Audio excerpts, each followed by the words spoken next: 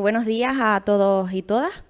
Venimos a hablar, como comentaron, de indicadores y de efectos en las actividades de turismo activo y actividades de naturaleza en general sobre la biodiversidad terrestre de las Islas Canarias. En primer lugar, queríamos partir de una idea, que es que cualquier tipo de actividad, como hablamos incluso de ocio y recreo, no solo nos centramos en las turísticas, la simple presencia humana en el medio causa un efecto sobre el hábitat, sobre los hábitats y sobre las especies que habitan en él. Este título que tiene la ponencia se corresponde también con el título de un manual de buenas prácticas en el que hemos trabajado a iniciativa del Servicio de Biodiversidad del Gobierno de Canarias a través de GESPLAN. Y bueno, antes de hablar de estos efectos, Juan Luis nos va a dar una perspectiva, ¿no?, de por qué es tan importante la biodiversidad en este entorno. Juan Luis.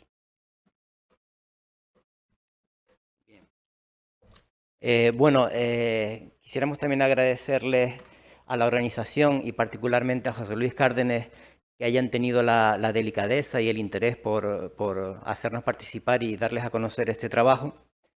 Ayer, justo antes de entrar, estábamos haciendo, José Luis y yo, un poquito de memoria histórica.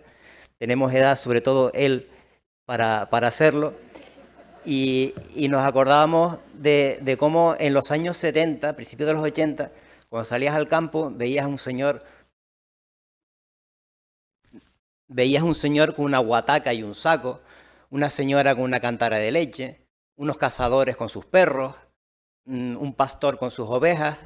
Y hoy, cuando sales un domingo al campo, te pasa una moto, un quad, haciendo un ruido ensordecedor, unos señores mountain bike, unos respetuosos y otros haciendo bajadas a alta velocidad por senderos. En fin, que la situación ha cambiado muchísimo. O sea, el nivel de actividades a las que se somete nuestro medio en la actualidad es infinitamente superior que hace 30 años.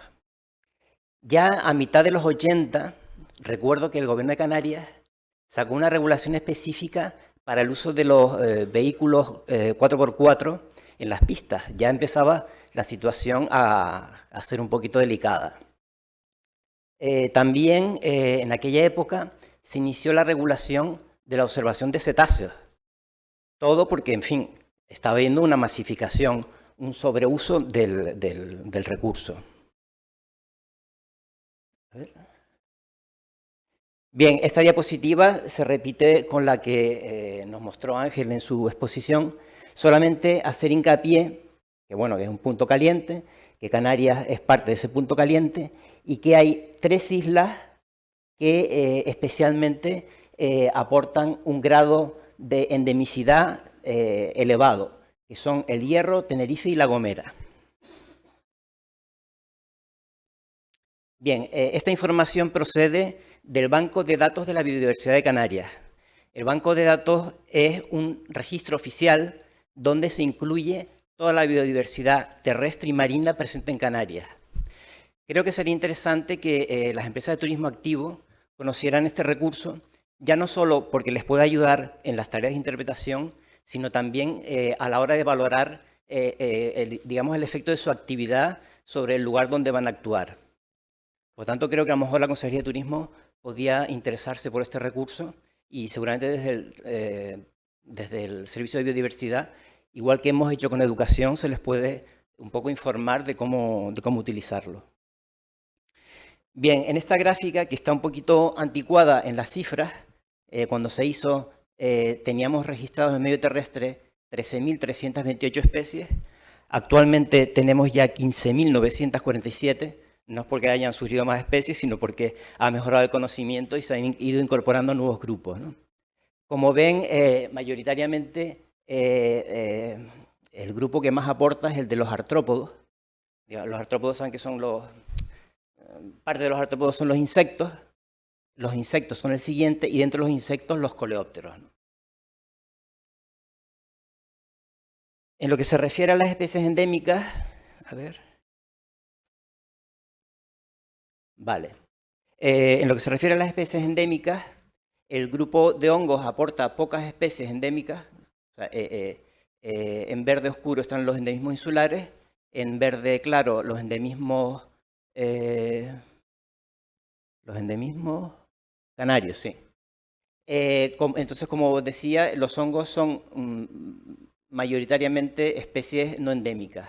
En el caso de las plantas, las endémicas alcanzan casi una cuarta parte y se acerca a la mitad en el caso de los animales. Por islas, pueden observar como Tenerife es la especie que alberga mayor número de especies, tanto endémicas como nativas. En parte es lógico en base al tamaño de la isla y a la diversidad de hábitats que alberga en función de la altura, ¿no? Esta diapositiva también la utilizó Ángel. Bien, tenemos pues, el 40% de la superficie de nuestras islas protegidas. Yo en esto quisiera incidir en el interés de ya no solo el hecho de que tengamos estos espacios con esta superficie protegida, sino que hay una herramienta importante que son los instrumentos de ordenación que permiten ordenar las actividades que se pueden desarrollar en esos espacios. Actualmente la mayoría están bastante anticuados, son de hace muchos años y no recogen las nuevas realidades de todas las actividades que se están desarrollando en ellos. Ahora mismo se están renovando, los parques nacionales están todos ya con nuevos borradores y seguramente se va a seguir con los siguientes instrumentos de ordenación del resto de los espacios, parques naturales, reservas naturales, etcétera. Y ahí yo creo que va a ser importante la intervención de hacer un esfuerzo por contemplar toda esta situación de nuevas actividades que se desarrollan en ellos. Bueno, también recordar que nuestros espacios naturales se solapan en buena parte con la Red Natura 2000, que es la red europea de protección, y que esto tiene cierta relevancia en el sentido de que cuando se desarrollan actividades que redundan negativamente sobre el medio natural, a veces afectan a espacios de la Red Natura 2000 o a especies incluidas en las directivas de hábitat o de aves, y eso nos puede traer problemas, digamos, a la hora de inicio de expedientes sancionadores por parte de la Unión Europea. O sea, por lo tanto, incidir en que estamos bajo la lupa, bajo el telescopio de la Unión Europea en lo que se refiere a conservación de la biodiversidad también. Bien, entonces ahora ya le dejo el turno a Lorena y comentaré algunas de las diapositivas más específicas de temas de biodiversidad, pero bueno, les dejo con ella.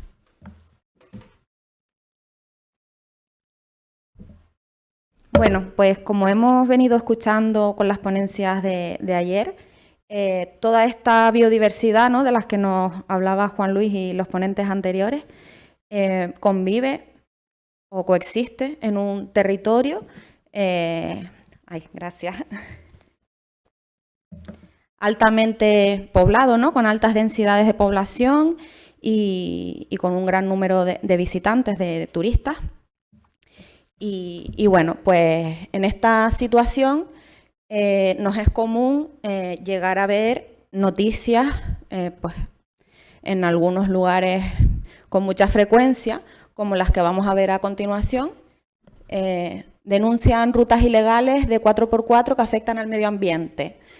En el subtítulo se indica cómo se hace mucho ruido en épocas de nidificación de especies protegidas. Motos, bicis y todoterrenos causan graves daños a los espacios protegidos de la isla. En este caso, una asociación denuncia destrozo que hacen motos y quad en una zona cepa. Se denuncia el impacto ambiental de una acampada ilegal. La condena de hacerse popular en Instagram, ¿no?, una playa en concreto de Fuerteventura, ¿no?, el efecto de las redes sociales. Malos hábitos en la naturaleza, masiva presencia de coches en los barrancos. Aumentan los drones y los botellones en espacios protegidos tras el confinamiento, ¿no? Hemos oído hablar mucho también del confinamiento. Ayer se decía, ¿no?, a lo mejor se frenó el número de turistas, pero es verdad que también la tendencia de los últimos años es que los residentes estamos haciendo un uso, ¿no?, cada vez más intensivo del medio natural. Y bueno, cabe destacar esto, ayer se comentaba, ¿no?, en la mesa de diálogo, que se ve como una cuestión de salud, ¿no?, y de bienestar, ir al medio a respirar aire puro, pero tenemos que tener en cuenta cómo podemos hacer esto para velar también por la salud de nuestros hábitats y de nuestras especies. Otra noticia, el chorlitejo patinegro en Tenerife, punto y final. Bueno, pues en este contexto se realiza el trabajo que mencionábamos al comienzo, que es este manual de buenas prácticas. Se ha elaborado desde un equipo de trabajo multidisciplinar, ¿no? Se ha hablado ya de la importancia de los equipos de trabajo en esta cuestión.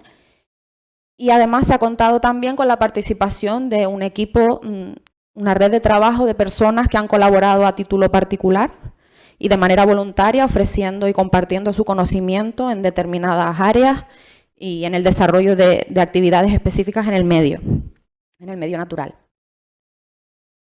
Bueno, ahí no se ve muy bien. Lo primero que se ha hecho es pues una especie de inventario, ¿no?, de actividades, qué actividades son las que se están desarrollando en el medio. En concreto, hemos incluido 50 actividades.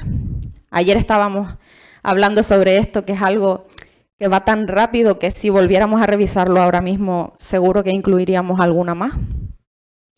En este sentido es importante tener en cuenta, ¿no?, que los instrumentos de gestión de los espacios naturales, hay muchos de ellos o algunos de ellos que se han desarrollado hace bastantes años, ¿no?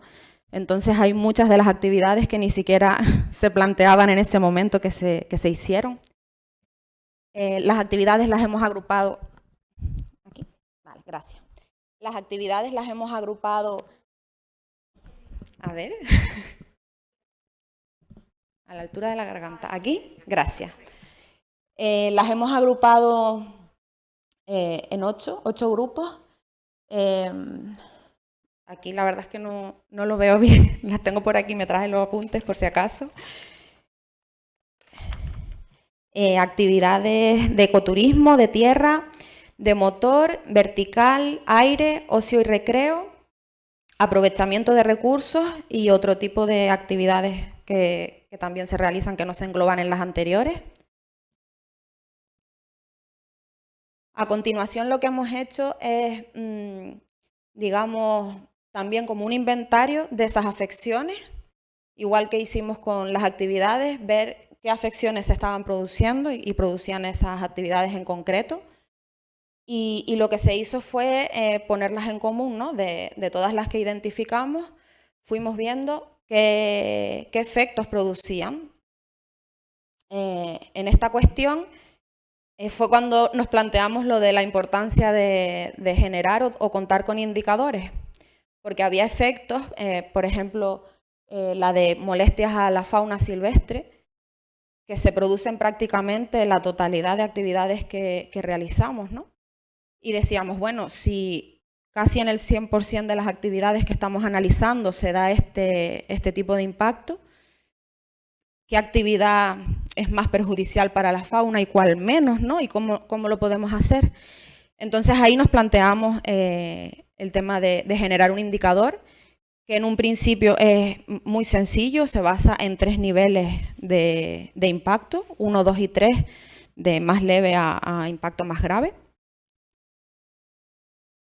Ahora, a ver.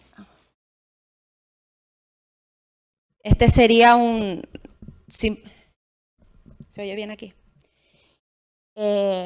Digamos, cada una de las afecciones dentro del manual aparece de esta manera, se hace una breve descripción de en qué consiste la afección, con una fotografía, y bueno, luego tenemos el qué podemos hacer para evitar o minimizar esa afección, porque es cierto que en muchos de los casos a veces es por desconocimiento, ¿no?, de las acciones que implican nuestros actos en el medio natural. Y tenemos también como unos recuadros con curiosidades, con ejemplos muy concretos, a modo de ejemplo, ¿no?, que podemos conocer para visualizar mejor. Aquí está lo que le comentaba del indicador. Cada actividad aparece, pues así, una descripción de la actividad, que esto es algo que también hemos visto cuando hemos consultado la bibliografía sobre manuales de buenas prácticas y demás. Aunque no hemos encontrado alguno así, ¿no?, que aglutine tal variedad, suelen ser más específicos por actividades. También hemos visto otro tipo de referencias, ¿no?, y de reglamentos y demás. En concreto, el reglamento de actividades de turismo activo de Canarias, ¿no?, pues hemos visto, pasa lo mismo que decíamos antes, ¿no?, que tiene un listado de actividades que se podría, cuando se actualice, se podría revisar. Y también cabe incluir más información como por ejemplo la definición en sí de lo que implica cada una de las actividades, que actualmente no está incluido. Bueno, pues poníamos, o sea, aparece cada una de las actividades con el listado de afecciones que hemos asociado a ellas y el grado de afección que hemos indicado. Esto del grado de afección, que parecía a priori sencillo, como se estaba hablando ayer también de la capacidad de carga, ¿no?, es algo que es muy dinámico y que depende de muchos factores, es muy complejo. Y bueno, desde el equipo técnico se hizo una propuesta en base al conocimiento, ¿no?, de determinadas materias y se puso en común con el grupo de colaboradores y especialistas en las actividades para ver en qué grado pues, se podía hacer, ¿no? La referencia inicial es tener en cuenta que la actividad se está desarrollando de un punto de normalidad, entre comillas, no pensar que lo está haciendo una persona muy sensibilizada con el medio, que tiene especialmente cuidado, ni tampoco los extremos más agresivos, ¿no?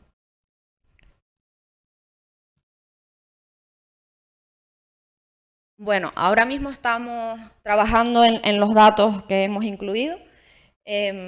Por afecciones, lo que les comentaba antes, molestias a la fauna silvestre es la que más se repite. En total hemos identificado 433 en las 50 actividades que hemos trabajado. Y bueno, le siguen contaminación acústica, la colisión, aplastamiento y pisoteo, casi en lo mismo, casi 45 de las 44, creo recordar, de las actividades analizadas. Introducción o dispersión de especies exóticas o nativas, daños a elementos vegetales, y bueno, y así sigue la lista. Con respecto a los grados de afección, bueno, vemos que de grado 1 se han indicado del total de 433, casi la mitad son de grado 1, de grado 2 el 31% y de grado 3 el 21%. Pero claro, teniendo en cuenta, o sea, el 21% sigue siendo bastante considerable, incluso el resto también. Bueno, ahora vamos a hablar de algunos casos muy concretos. En el manual, si lo consultan, encontrarán numerosos ejemplos. No hemos extraído tampoco de actividades turísticas muy específicas ni deportivas, sino ejemplos de actividades de ocio y recreo, de cuestiones o cosas que podríamos hacer cualquiera de nosotros en el medio, tal vez sin darnos cuenta, ¿no? Tenemos lo que es alimentar a la fauna silvestre que encontramos, ¿no?, cuando llegamos a determinados espacios, miradores y demás, haciendo que sufran una desnaturalización, ¿no?, de su comportamiento normal. Con respecto a esto, creo que Juan Luis quería apuntar alguna cuestión. Sí, bueno, concretamente en este punto, digamos que habría dos situaciones. Una, la alimentación ocasional no programada, que es sobre todo en miradores y sitios donde se suelen parar los excursionistas, donde pues la gente deja basura orgánica y aves y reptiles se acercan a comer. Y muchas veces esto hace que también las personas que están les den comida. Y luego la otra parte es la programada, que hay algunos ejemplos, no en el medio terrestre, sino en el medio marino, donde clubes de buceo se dedican a alimentar meros o a alimentar tortugas. Entonces, claro, todo esto hace, que cambia, digamos, la alimentación del animal y su fisiología, cambia su comportamiento, o sea, su distancia de huida se hace cada vez menor, se acercan más a las personas, lo cual los hace más vulnerables. Anecdóticamente, comentarles que hay un caso en Tenerife, un club de buceo que se dedica a alimentar una tortuga y que el centro de recuperación tiene que ir de vez en cuando a sacar a la tortuga del agua y ponerla a régimen, porque tiene problemas fisiológicos. Sus analíticas dan absolutamente disparatadas, ¿no? Y luego también apuntar, en ese caso se está favoreciendo una especie exótica invasora, que además en el contacto directo puede transmitir enfermedades al hombre, zoonosis, ¿no? Simplemente eso. A ver la siguiente.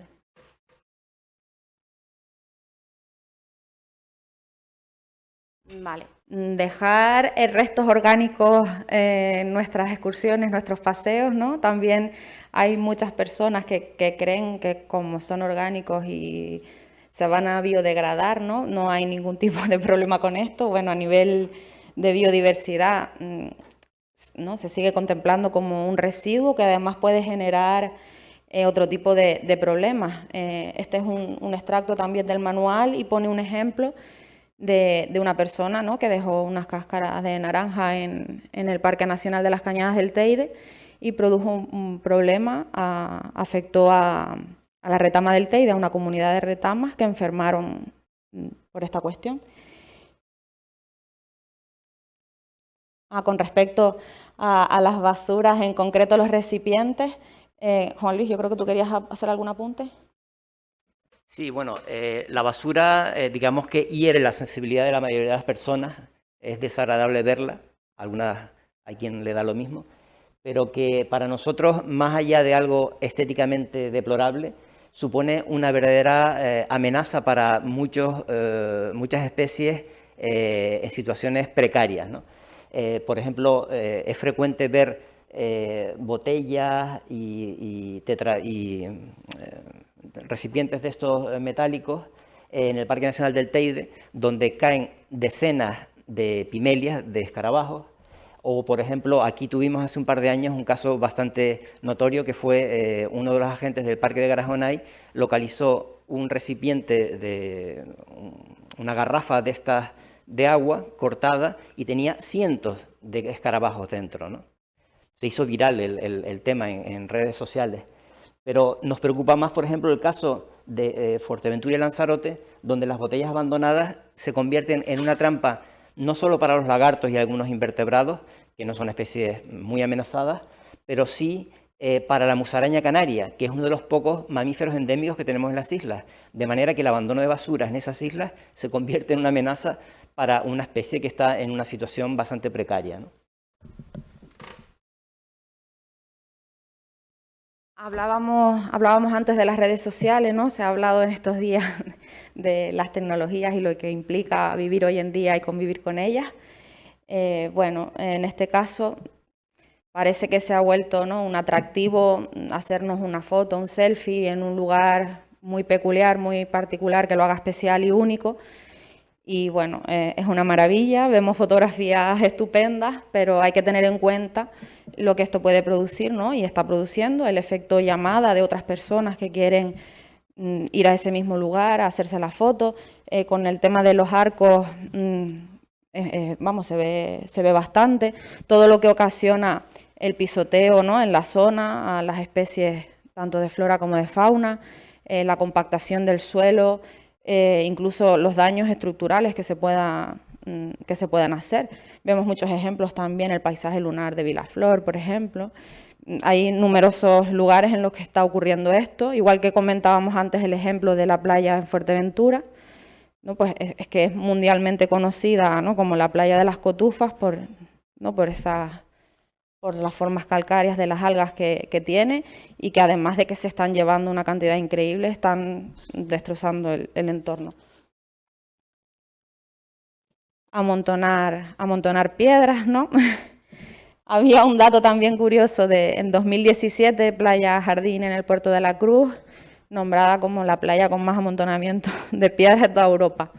Tener en cuenta, ¿no?, pues que no solo de los elementos geológicos, sino la modificación de los elementos que encontramos en todos los hábitats, lo que implica para las especies que viven ahí, tanto como refugio, como lugar para anidar, como lugar para alimentarse, y bueno, donde hay especies más sensibles, pues puede tener unos efectos serios. Caminar o ir campo a través, tanto si es a pie como vehículos a motor, que veíamos muchas noticias antes de los vehículos a motor. Bueno, también lo que implica pisoteo fuera de... O sea, extender, ¿no? Digamos, el espacio de afección. Con los vehículos a motor, destacar el tema de los ruidos, lo que puede suponer para especies tan sensibles como las aves. Ayer cuando se hablaba, ¿no? Lo que estábamos comentando de capacidad de carga, de lo dinámico que es esto, ¿no? Y de que es algo muy estacional también, ¿no? Que no podemos hablar a lo mejor de regulaciones estáticas en el tiempo, ¿no? Que dependen de muchos factores. Hay un documental muy bueno que se llama Prohibido Escalar, que se los aconsejo, habla de las regulaciones dinámicas y de cómo, además de que sirven para concienciar a las personas que hacen la práctica, porque cuando van les explicas que estás en determinada época, por ejemplo, si es una época de puesta de huevos, pues queda prohibido determinadas prácticas en ese momento, ¿no? Y bueno, lo que puede implicar para hábitats esteparios, aves que ponen sus huevos en el suelo, bueno, y luego veremos otro ejemplo también, el de... Bueno, ahora se los explico. Trasladar especies de un lugar a otro, que lo pensamos como un acto voluntario, ¿no? De lo que significa coger una especie, una planta y llevarla a otro lugar, ¿no? Que puede tener efectos de hibridación con las especies del lugar y demás, pero también de manera involuntaria se puede realizar cuando semillas o propágulos se quedan adheridas, ¿no? En los tejidos, en la ropa, en el calzado, en los materiales de determinadas actividades, como la escalada, por ejemplo. Y esto, pues, tenerlo en cuenta, ¿no? Que si hacemos varias visitas en distintos lugares, podemos estar llevando esas especies con nosotros, y en el caso de que sean, pues, especies exóticas con componente invasor, puede ser también muy, muy peligroso. El ejemplo que les estaba comentando antes, pasear mascotas.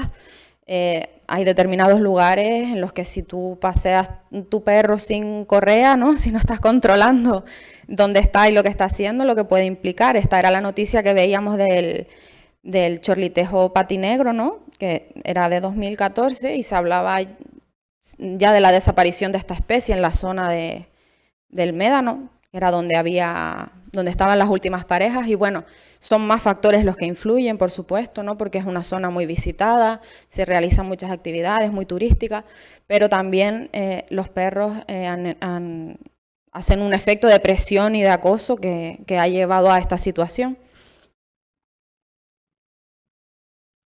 Y bueno, pues algunas ideas para ir concluyendo, pues sería que el documento es algo que hemos trabajado de manera participativa y que está abierto a mejoras y a que nos hagan propuestas para cuando lo volvamos a editar.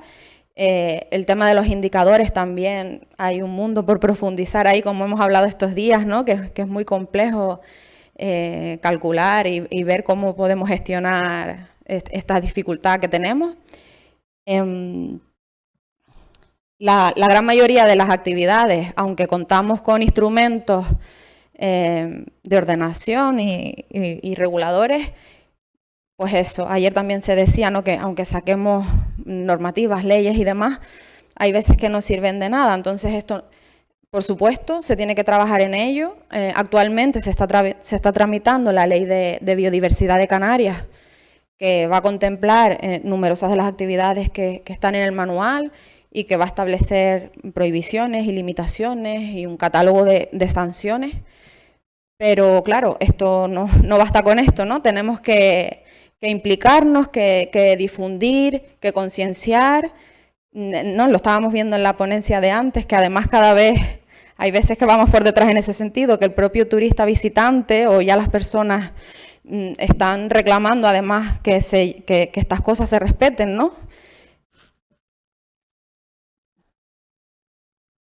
Y bueno, acabar también con la idea de que el valor real lo tenemos en las islas, en sus hábitats, sus ecosistemas, sus gentes, ¿no? En patrimonio patrimonio natural y cultural de Canarias y que tenemos que protegerlo como sea, ¿no? Para que podamos hablar pues, de ese desarrollo de actividades, por supuesto en la línea de las actividades de turismo sostenible y ver cómo podemos ir de la mano, ¿no? Para continuar hacia adelante sin perder ninguno de los recursos que tenemos. También vamos a acabar con una cita. ¿Cuántos y cuántas nacen, viven y mueren en un territorio como el nuestro? Sin conocer lo que ven, sin saber lo que dicen, sin detenerse en lo que encuentran. De José Viera y Clavijo. No sé si, Juan Luis, ¿quieres hacer algún apunte? Vale, pues simplemente darles las gracias a todos y todas por la invitación y